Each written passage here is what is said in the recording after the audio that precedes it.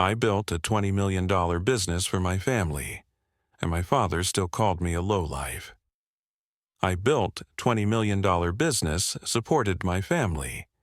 Then Dad said, "Leave you lowlife."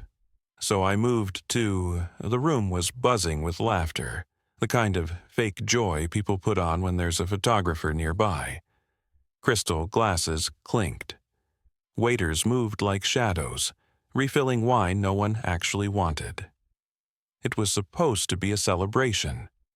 20 million in revenue, contracts in 3 countries, the family name finally respected in circles we used to dream about.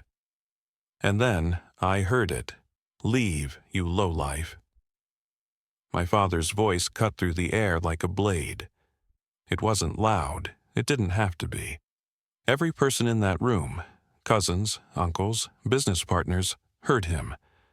I froze, glass halfway to my lips.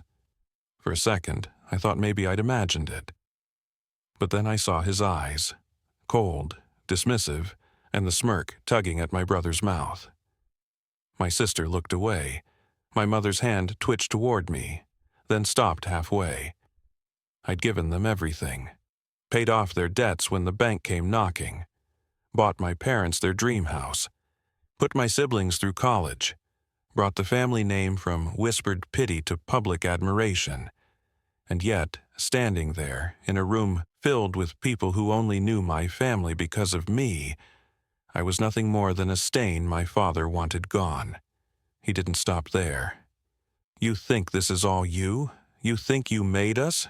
You're still the same useless boy you've always been." The words didn't burn right away. They slid in slow, like ice water down my spine. My fingers tightened around the glass until I was sure it would shatter. All I could hear was the ringing in my ears, and beneath it, the faint echo of every insult he'd thrown at me growing up. I looked around the table. Nobody moved, nobody defended me. My brother actually leaned back in his chair, enjoying the show. That's when something inside me shifted. Not anger, not yet. Something colder, something sharper. It was the sudden realization that I'd spent years building a castle for people who would rather burn it down than see me as anything more than the boy who used to sleep on the couch. I set my glass down carefully, the sound of it touching the table louder than it should have been. My father had gone back to his meal as if nothing had happened. Conversation started up again, awkward at first, then louder, as if covering a crack in the wall. I didn't speak, didn't explain. I just let the moment settle into my bones. Because deep down, I knew this was the last time I'd ever let him have the upper hand. The night went on. Toasts, fake smiles, handshakes. But my mind wasn't there anymore. I was already somewhere else, piecing together the first threads of an idea that would change everything. But my father had no idea what I was about to take from him. I didn't start with much. Actually, I started with nothing. 23 years old, sleeping on a friend's lumpy couch, eating instant noodles for dinner, the kind that leave your stomach hollow an hour later. I had one beat-up laptop, a half-broken phone, and an idea nobody believed in. Especially not my father. "You run a business?" he'd scoff.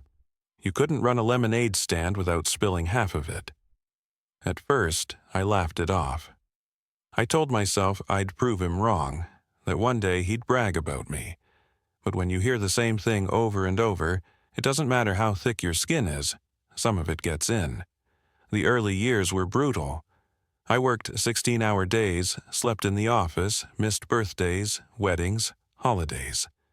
While my friends were out living their 20s, I was in a cramped rented room, taking calls with clients who didn't even know I was working in socks and a hoodie.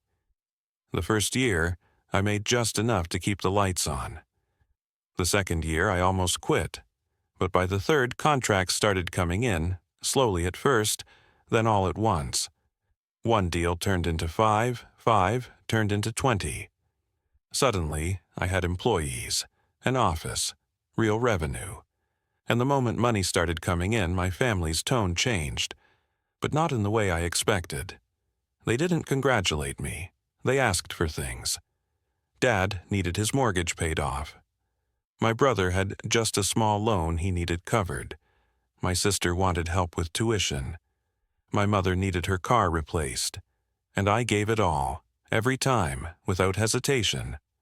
When Dad's business fell into debt, I cleared it. When my brother's startup idea failed, I quietly absorbed the loss. I bought the family a house, not for show, but so they'd never have to worry again. I thought that was what love looked like. I thought that was how you earned respect. But every time I stepped up, they stepped further away from gratitude. My help became expected. My sacrifices became invisible. The more I gave, the less they seemed to see me at all.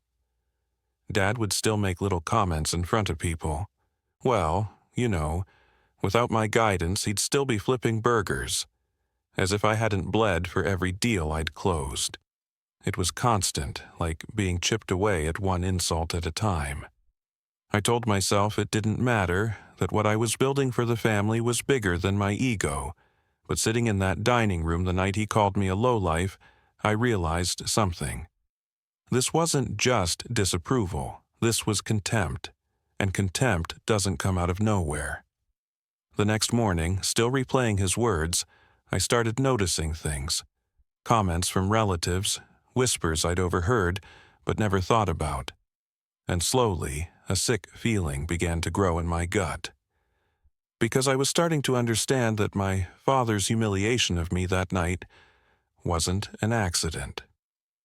And then I discovered why my father's words cut so deep that night.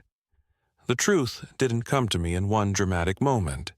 It trickled in, overheard sentences, strange looks, and little comments that didn't make sense until I started piecing them together.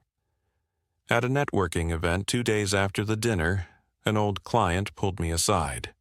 "Your dad tells the story well," he said with a smile. "The way he came up with the idea and got you to run with it, genius." I froze. "Sorry, what?" He laughed, clapping me on the back. "The business. How it was his vision, and you just handled the operations. Must be nice having that kind of family support." I smiled through gritted teeth, nodded, and excused myself. My stomach was a knot. Later that week, another acquaintance congratulated me, not for the milestone we'd hit, but for carrying forward the legacy your father started.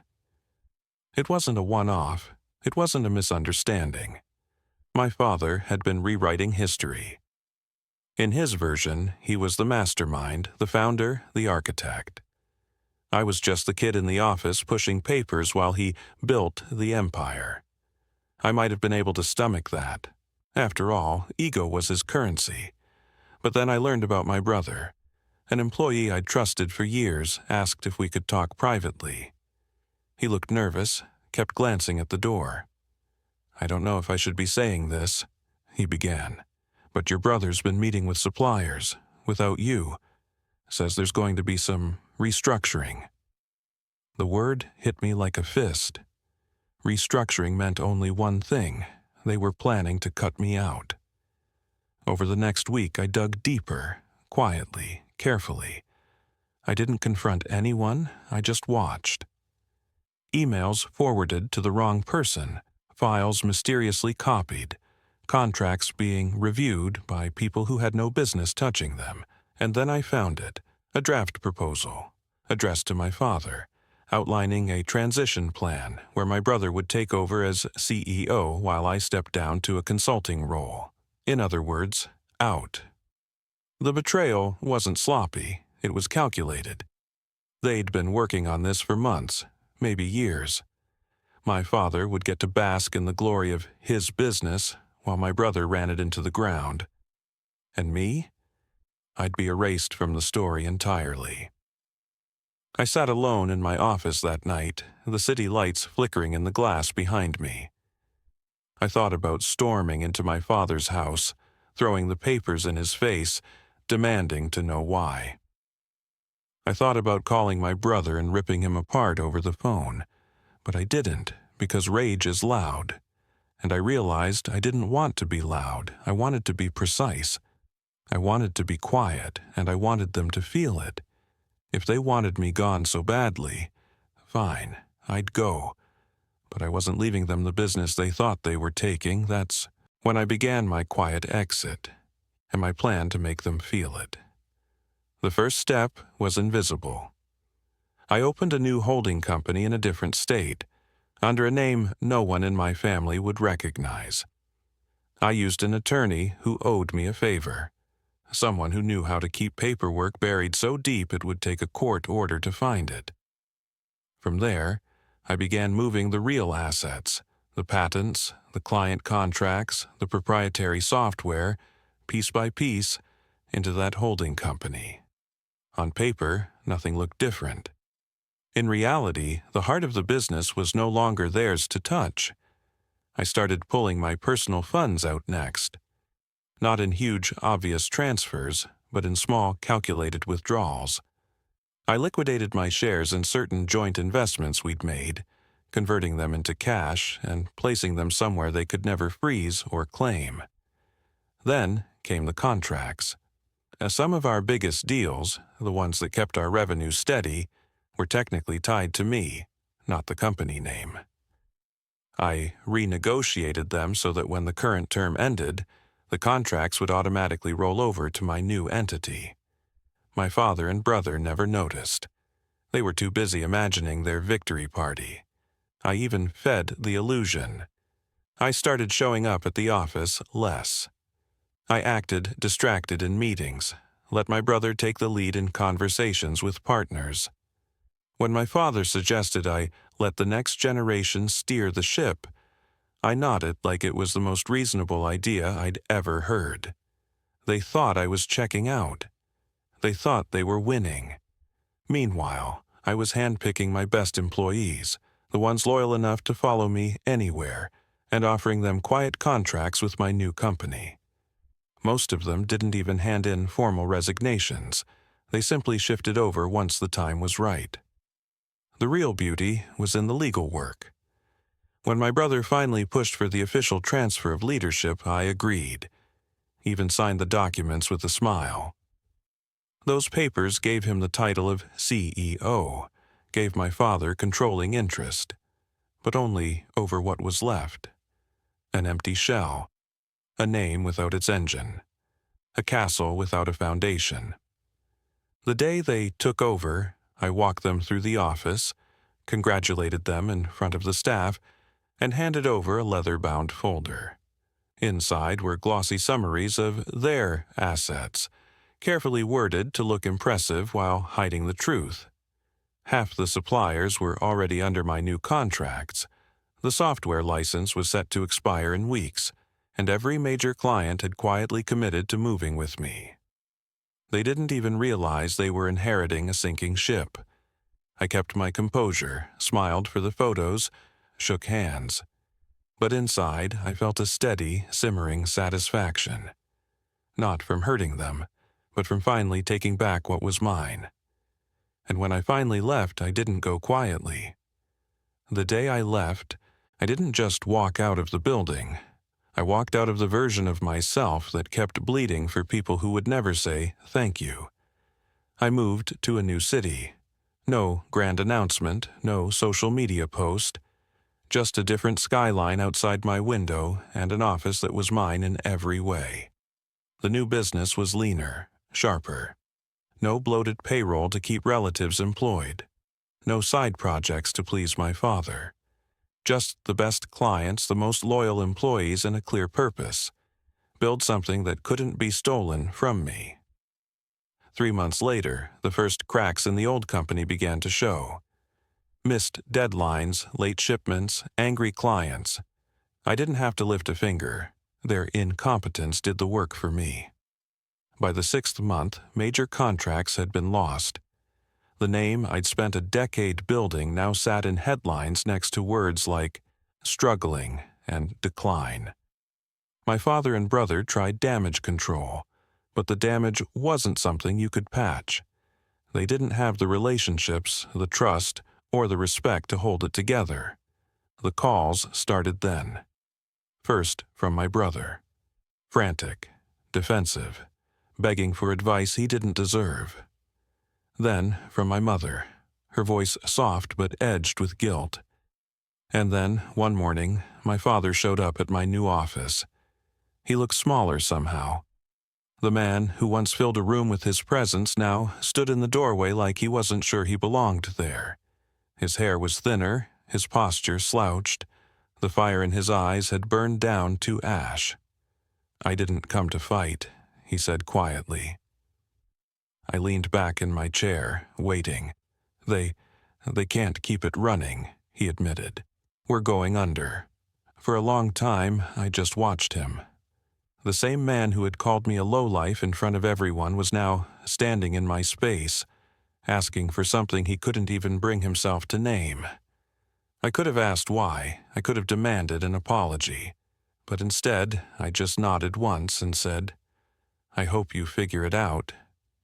He searched my face, maybe looking for a crack, some sign I'd swoop in and save him like I always had, but there was nothing left to give. He left without another word. That night, I sat in my new office long after everyone else had gone home. The city hummed outside, alive and indifferent. I thought about the years I'd lost trying to earn a respect that was never mine to win, and I realized something. Respect isn't bought with money.